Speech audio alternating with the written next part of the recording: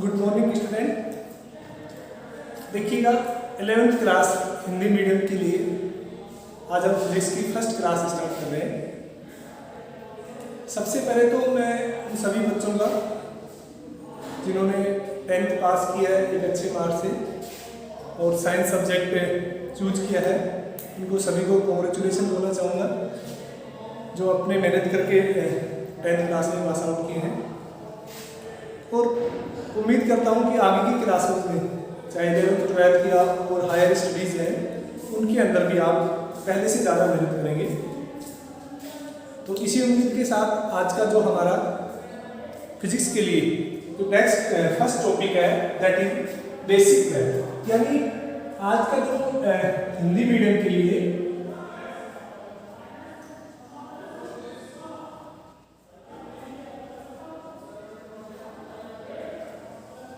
Basic mathematics, यानी अगर हम बात करें फिजिक्स के अंदर तो जो बेसिक मैथमेटिक्स है उसका एक बहुत बड़ा रोल होता है। ठीक है, मैथ के कुछ पार्ट हैं जिनको हमें स्टडी करना होता है।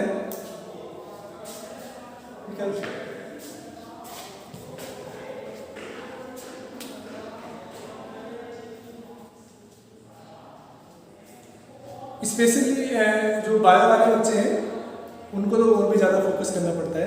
तो देखिएगा कुछ पार्ट हैं जो आप पढ़ चुके हैं, 10th क्लास तक पढ़ के आए हैं, लेकिन जो फिजिक्स के अंदर जो बेसिक पार्ट मैथ का है वो आज हम स्टडी करेंगे। ठीक है, तो पहला जो बेसिक मैथ का पहला टॉपिक है उसके बारे में बात करते हैं, दैट इज ट्रिग्नोमेट्री फंक्शन, यानी त्रिकोणमितीय फलन।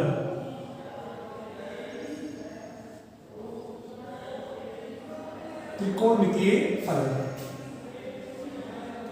देखिएगा, त्रिकोणमितीय फलन के बारे में बात करें तो आपने 10th क्लास में पढ़ा होगा कि 6 प्रकार के त्रिकोणमितीय फलन होते हैं जिनके अंदर sine theta, cos theta, tan theta, cot theta, sec theta और कोसेक थीटा। क्लियर?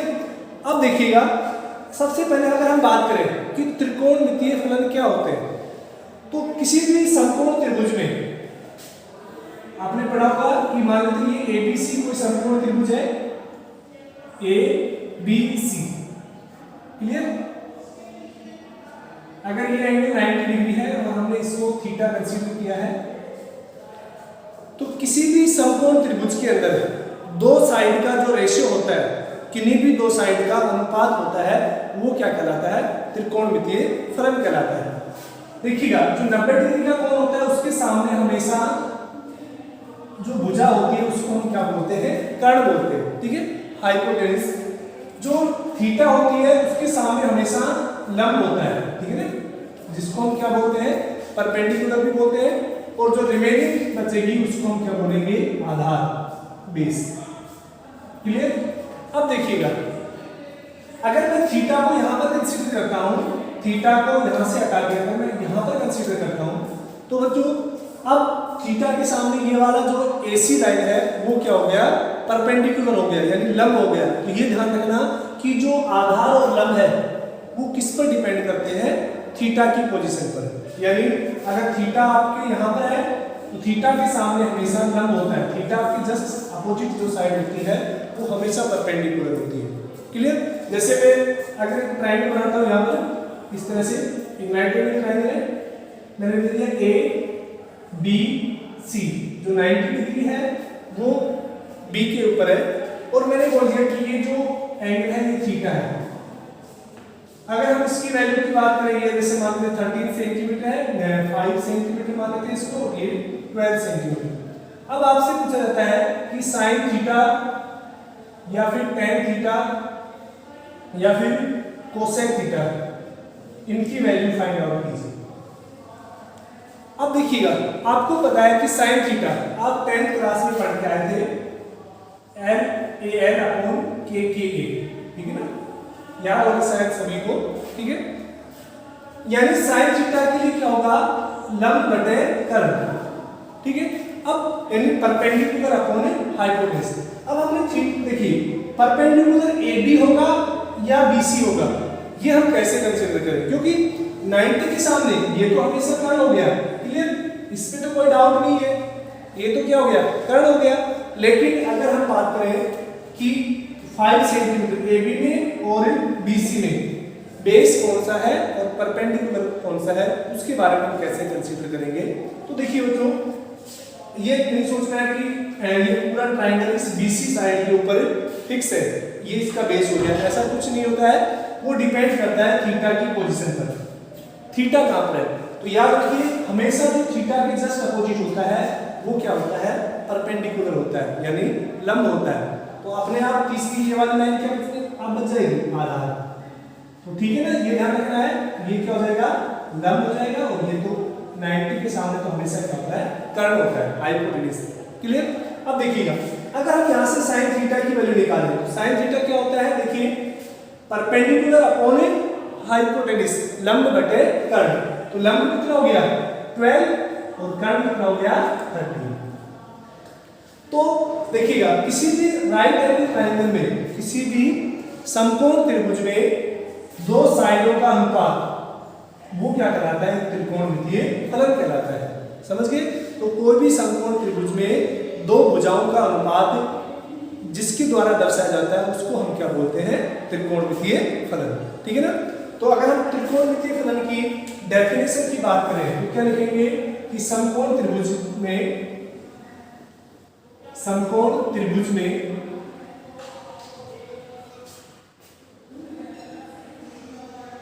दो भुजाओं का अनुपात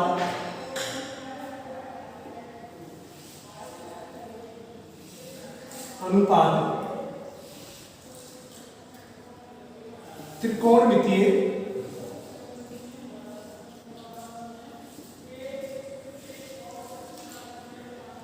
फलन कहलाता है।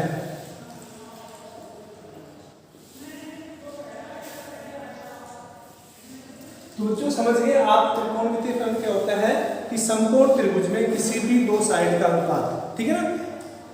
देखिएगा, यानी यहाँ पर ये जो 12 है वो क्या है, इस त्रिभुज की बात करें यहाँ पर क्या हो गया, लंब हो गया, और ये जो 5 है, सॉरी ये 13 है, ये क्या हो गया, कर्ण हो गया।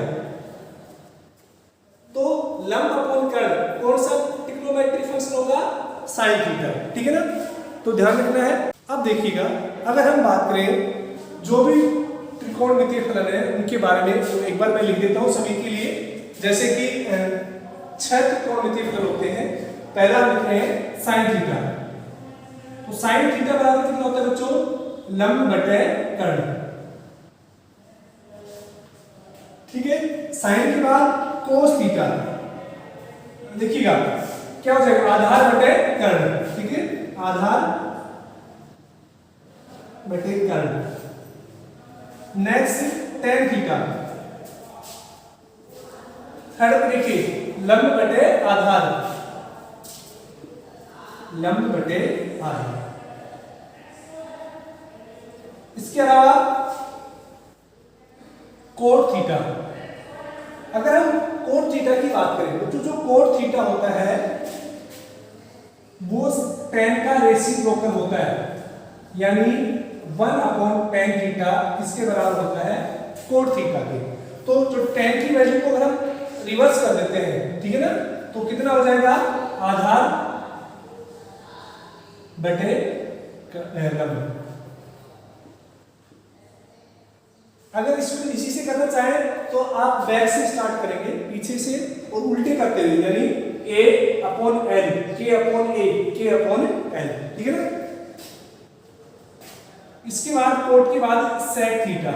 अगर हम सेक थीटा की बात करें तो क्या होगा, कर्ण बटे आधार, कर्ण बटे आधार। अगर हम लास्ट कोसेक थीटा की बात करें तो वो क्या हो जाएगा, कर्ण बटे लंब। तो ये त्रिकोणमितीय फलन आप 10वीं क्लास में पढ़ के आए हैं। ठीक है ना। साइन थीटा होता है वो देखिएगा किसका जस्ट उल्टा हो रहा है, कोसेक का। इसमें क्या हो, लंब बटे कर्ण, ये क्या हो जाएगा, कर्ण बटे लंब। ठीक है ना।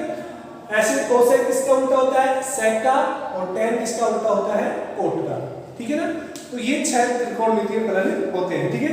अब देखिएगा, अगर आप त्रिकोणमितीय फलन की वैल्यू की बात करें, ठीक है ना, यानी जो एंगल होते हैं उनके बारे में कि साइन 0 कितना होता है, साइन 90 कितना होता है, साइन 45 कितना होता है, साइन 10, इन सभी की अगर हम वैल्यू की बात करें तो देखिएगा उसके बारे में एक बार बात कर लेते हैं 90 तक के लिए, ठीक है ना, क्योंकि 90 तक की वैल्यू आप 10th क्लास में पढ़ चुके हैं। अब लेकिन 11th क्लास में आपको 90 से ज़्यादा वैल्यू भी, वो 180 के लिए भी पूछ सकता है, वो 270 के लिए भी पूछ सकता है, वो 150 के लिए भी पूछ सकता है। तो देखिए अगर आपको 90 तक की वैल्यू याद है, अगर आपको 90 तक की ट्रिग्नोमेट्री वैल्यू याद है तो आपको कहीं पर भी दिक्कतें नहीं आएगी, ठीक है। अब देखिएगा अगर हम बात करें सबसे पहले साइन थीटा के लिए, साइन थीटा के लिए अगर हम साइन 0 की बात करें वो कितना होगा, अगर हम साइन 30 की बात करें वो कितना होगा, अगर हम साइन 45 के लिए या साइन 60 के लिए और साइन 90 के लिए हम इन एंगल की बात कर रहे हैं, ठीक है। यानी ये जो एंगल है इनकी वैल्यू कितनी होगी उसके बारे में बातें करते हैं, ठीक है। तो देखिए साइन 0, तो साइन 0 मतलब कितना होता है, वैसे तो आप 10th क्लास में पढ़ के आए हैं, ठीक है ना। साइन 0 की वैल्यू कितनी होती है, 0 होती है। अब देखिए मैं इसका डायरेक्ट तरीका बताता हूं आपको कैसे याद रखनी है। आप 0 से लेके 4 तक गिनती लिखिए, 0 1 2 3 4, 0 से लेके आपको 4 तक गिनती लिखनी है और सभी में 4 का डिवाइड करके रूट कर देना है। इसमें भी 4 का डिवाइड किया, इसमें भी 4 का डिवाइड करके और सभी का क्या कर दिया आपने, रूट कर दिया। क्लियर। अब ये साइन की वैल्यू बन गई, कैसे देखिएगा, 0 में अगर हम 4 का डिवाइड करेंगे तो कितना आएगा, 0 आएगा, रूट 0 कितना होता है, 0 होता है। तो ये कितना हो गया, साइन 0 कितना हो गया, 0 डिग्री। क्लियर। एक में अगर 4 का डिवाइड होगा नहीं तो एक का रूट कितना होता है, आपको पता है एक का रूट एक ही होता है और 4 है, 4 रूट किसका होता है, 2 का।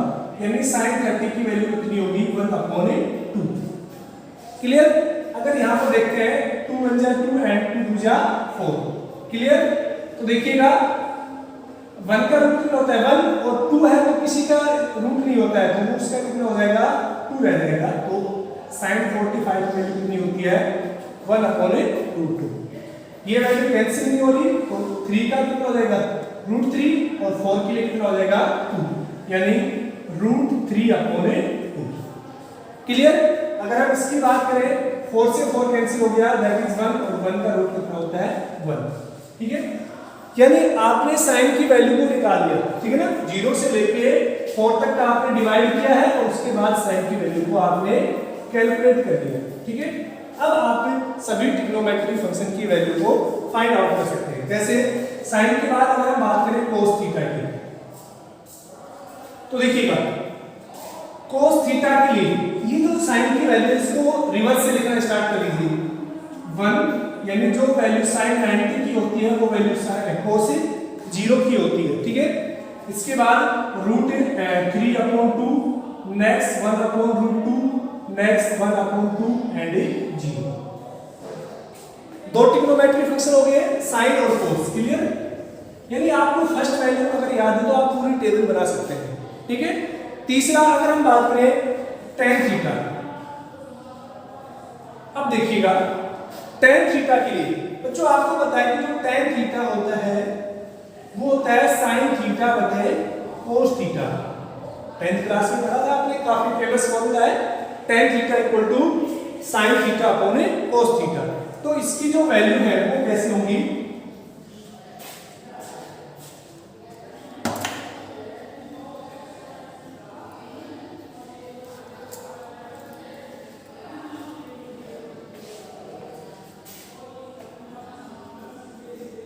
मिटाना इसको,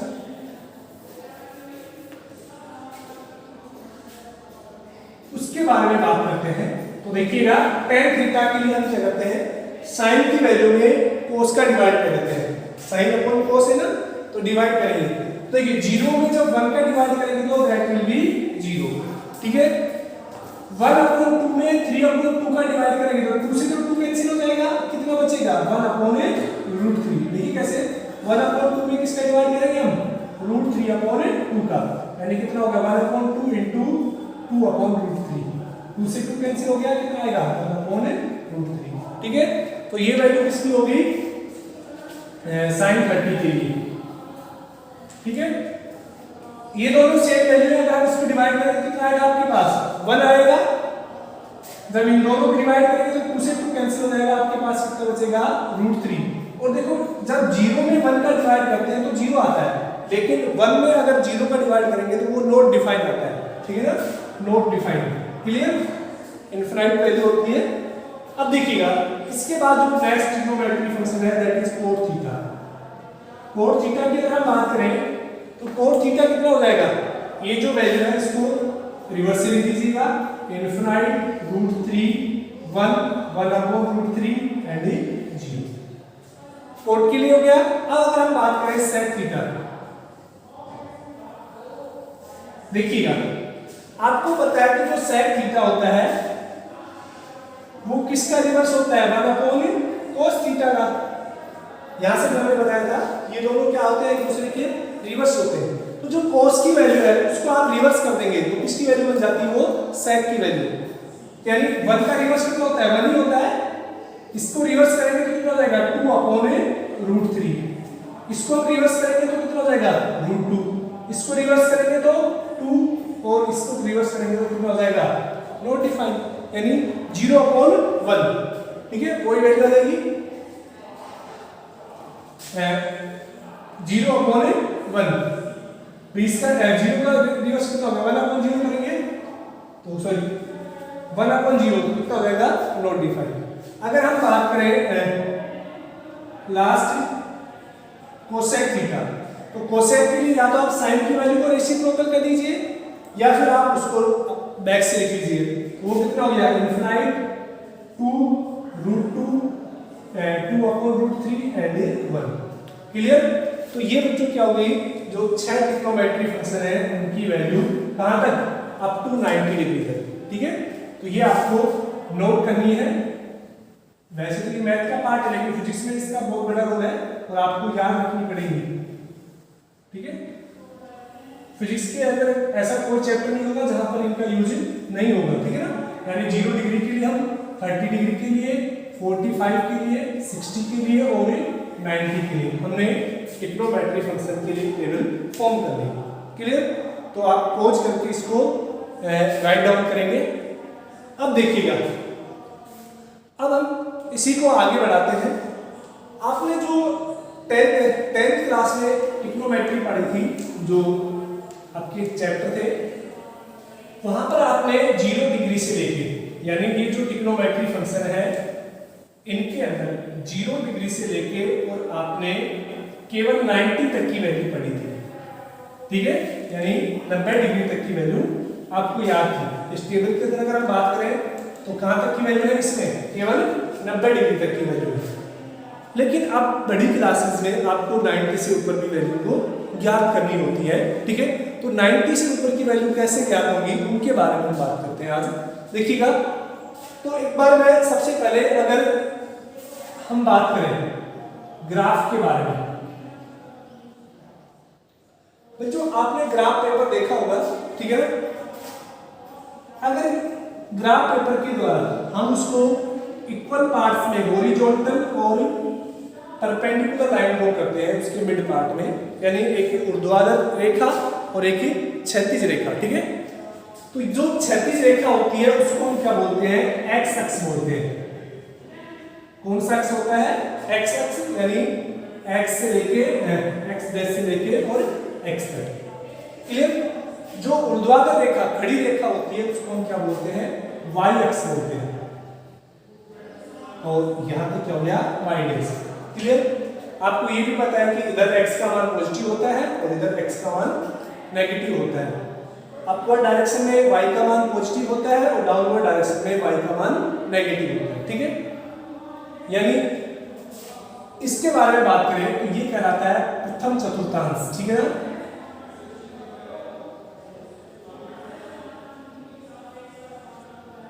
इसको हम क्या बोलते हैं, प्रथम चतुर्थांश, फर्स्ट क्वाड्रेंट। इसको हम क्या बोलते हैं, सेकंड चतुर्थांश। और इसको हम क्या बोलते हैं थर्ड चतुर्थांश।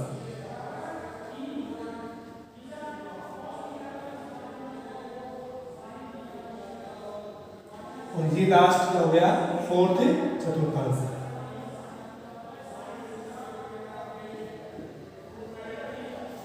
यानी 4 चतुर्थांश होते हैं। पहला चतुर्थांश 0 डिग्री से होता है,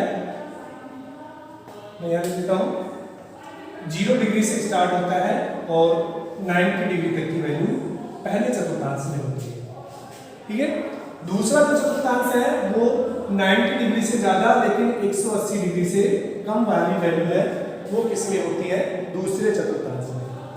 180 से ज्यादा और 270 से कम वैल्यू है वो तीसरे चतुर्थांश में होती है, और 270 से ज्यादा और 360, यानी अगर हम यहाँ पे बात करें 0 डिग्री या फिर 360 डिग्री है, वो एक ही बिंदु पर होता है, वो कहाँ पे होती है, चौथे चतुर्थांश में। ठीक है।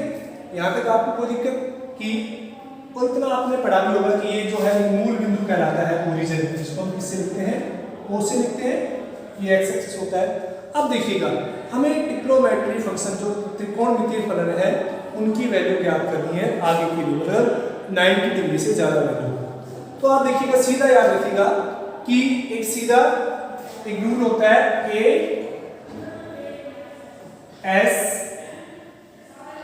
टी सी, इस तरह से याद रखिए, ए एस टी सी।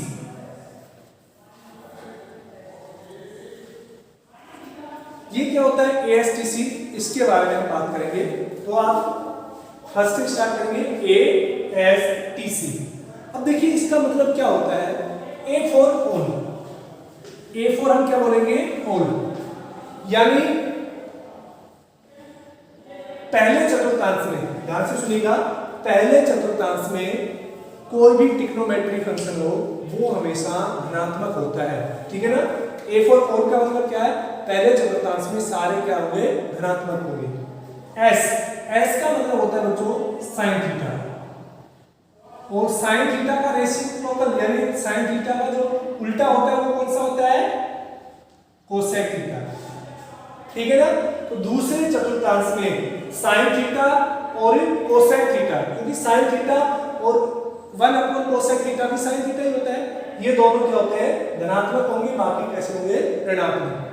तीसरे की बात करें तो ये क्या होगा, टी फॉर tan थीटा, और tan थीटा का जो रेसिप्रोकल होता है वो कौन सा होता है, कोट थीटा।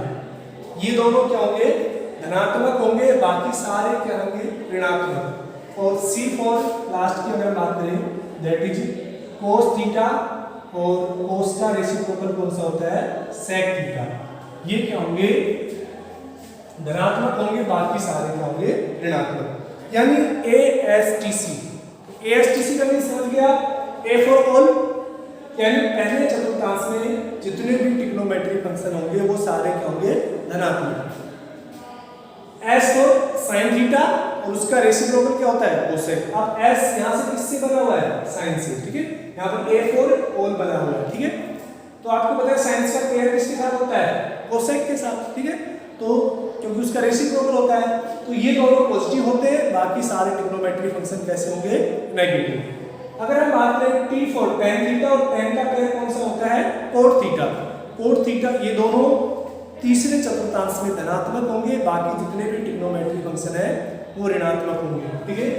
और सी फॉर cos थीटा, और उसका रेसिप्रोकल यानी किसके साथ है, sec थीटा, ये दोनों धनात्मक होंगे चतुर्थांश में, यानी चौथे चतुर्थांश में ये दोनों धनात्मक होंगे, बाकी सारे ऋणात्मक। अब देखिएगा इनका ये कैसे समझ में, अभी जब न्यूमेरिकल करेंगे हम, ठीक है ना, इनके एग्जाम्पल करेंगे तब आपको बिल्कुल क्लियर हो जाएगा। ठीक है। दूसरा आपको क्या याद रखना है, जो भी ट्रिग्नोमेट्री फंक्शन है, ठीक है ना, वो कब चेंज होगा उसके बारे में हम बात करते हैं। तो सीधा याद रखिएगा, कोई भी ट्रिग्नोमेट्री फंक्शन अगर इस ऊर्ध्वाधर यानी सीधी खड़ी हुई रेखा से टकराता है तो उसका फेस चेंज हो जाता है। यानी अगर हम बात करें, हम इसको क्या मानते हैं, एक पिलर मानते हैं, पोल है, एक खंभा खड़ा हुआ है। ठीक है ना। तो जो भी ट्रिग्नोमेट्री फंक्शन यानी जो भी त्रिकोणमितीय फलन इस खंभे से टकराएगा उसका फेस चेंज हो जाएगा। फेस चेंज का मतलब साइन कोस में बदल जाएगा, कोस साइन में, टेन कोट में बदल जाएगा, कोट टेन के अंदर बदल जाएगा, सेक कोसेक के अंदर बदल जाएगा और कोसेक सेक के अंदर बदल जाएगा। ठीक है, तो अभी तक इतना याद रखिए कि ये जो खंबे वाली लाइन है वो कौन सी है, या तो 90 डिग्री वैल्यू हो या फिर 270 डिग्री वैल्यू हो, यानी जो भी खंबे से टकराएगा उसका फेस क्या हो जाएगा, चेंज हो जाएगा। ठीक है, आप सीधा याद रखिएगा। तो समझ में आ गया होगा ASTC का मतलब क्या होता है। ठीक है, और ट्रिग्नोमेट्रिक फंक्शन का वैल्यू चेंज करते हैं उसके बारे में बात करेंगे। अब देखिएगा, अब आपको जब 90 से ज्यादा वैल्यू की बात करें, जब कंसीडर करेंगे तो आपको इजीली क्लियर हो जाएगी। कैसे, देखिएगा,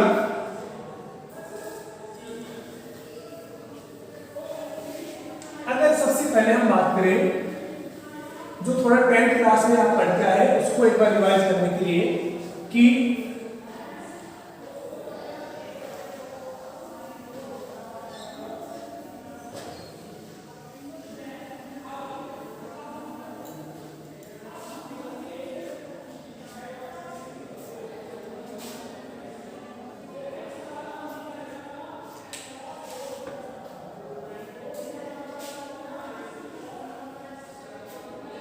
तो देखिएगा, अगर हम बात करें, आपने फर्स्ट केस की बात किया, फर्स्ट टाइप कर लेते हैं। फर्स्ट टाइप आपने बच्चों 10th क्लास में पढ़ा था कि साइन 90 माइनस थीटा वो कितना होता है, कोस थीटा होता है। Cos 90 minus theta equal to sine theta. कुछ इस तरह के क्वेश्चन होंगे ना, जैसे कि sine 72 degree upon cos 18 degree. आपसे पूछा गया होगा कि इसकी वैल्यू को फाइंड आउट करना है आपको, तो आप कैसे करते थे कि हम इसको चाहे इसको दोनों में से किसी एक को ब्रेक कर लेते हैं। इसको हम लिखेंगे साइन 90 माइनस 18 अपॉन कोस 18। तो साइन 90 माइनस थीटा कितना होता था वहां पर, कोस थीटा, थीटा की वैल्यू कितनी है यहाँ पर 18 अपॉन कोस 18, तो ये वैल्यू कितनी होती थी 1। 10th क्लास का याद आया क्वेश्चन। तो सेम ये वाला आपने 10th क्लास में पढ़ चुका है कि 90 माइनस थीटा है वो कितना होता है, कोस थीटा। अब देखिएगा, ये 90 माइनस थीटा कोस क्यों हुआ, इसके बारे में बात करते हैं। देखिएगा, पहला जो ट्रिग्नोमेट्रिक फंक्शन है वो कौन सा है, साइन। साइन के बाद हम चलते हैं, देखो सेकंड वैल्यू क्या आती है 90। मैंने कहा कि 90 वाली लाइन या फिर 270, यानी ये जो ऊर्ध्वाधर रेखा है इससे कोई भी त्रिकोणमितीय फलन जब टकराता है तो ये 90 वाली लाइन कौन सी होगी, ये वाली कौन सी है 180 और 360 वाली। तो ध्यान रखना, अगर जो 90 वाली लाइन है उससे टकराएगा कौन सा, अगर साइन थीटा, तो वो किसमें चेंज हो जाएगा, कोस थीटा में। क्लियर, ऐसे देखिएगा, अगर हम लिखते हैं कोस 90 माइनस थीटा, वो कितना हो जाएगा, साइन थीटा।